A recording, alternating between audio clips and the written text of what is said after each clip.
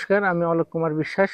আমার বাড়ি মাগুরা সদর উপজেলার চরপাড়া গ্রাম, আটারকাঁদি ইউনিয়ন। আমি এই রঙিন কলার বীজ চারা প্রথমে বাইরের থেকে নিয়ে আসছিলাম, ওই পার্বত্য চট্টগ্রাম থেকে। এবং আমি প্রথম শখের বিষয়ে একটা গাছ তৈরি করেছিলাম। তারপরে আমি বাড়িতে অনেক চারা তৈরি করেছি এবং আমার বাড়ির চারপাশে আমি এগুলো রোপণ করেছি এবং প্রতি বছরই এখন ভালো ফলন দেয়। এবং এক একটা এমনি সাধারণ কলার চেয়েতে এ কলার কাজির দাম অনেক বেশি। সাধারণত আমাদের দেশাল যে কলা, সবজি কলা পাওয়া যায়, এটার 500-400 থেকে 500 টাকা কাজি, কিন্তু আমার এখানে এই কলা 800-900 টাকা করে কাজি বিক্রি হয়। এবং বাইরের থেকে লোক এসে কিনে নিয়ে যায় এবং বাজারেও এর চাহিদা ভালো, কিন্তু এর ফ্লেভারটা অন্য দেশি কলার চেয়ে অন্যরকম। কত মাস লাগে? এর সাধারণত আমাদের এই কলার মতোই ঠিক একই রকমের চাষ করতে হয়, একই রকম পরিচর্যা করতে হয়।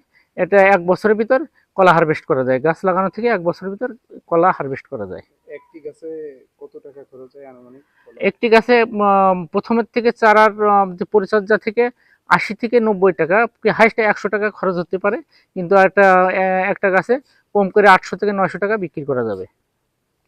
বৃহৎ পরিমাণে আমি মনে করি আমরা যদি বৃহৎভাবে আমাদের 1 বিঘা জমিতে যদি এই কলা চাষ করি, তাহলে আমাদের দেশি কলা যদি 1 বিঘা জমিতে করি, তাহলে আমার 350 চারা লাগবে।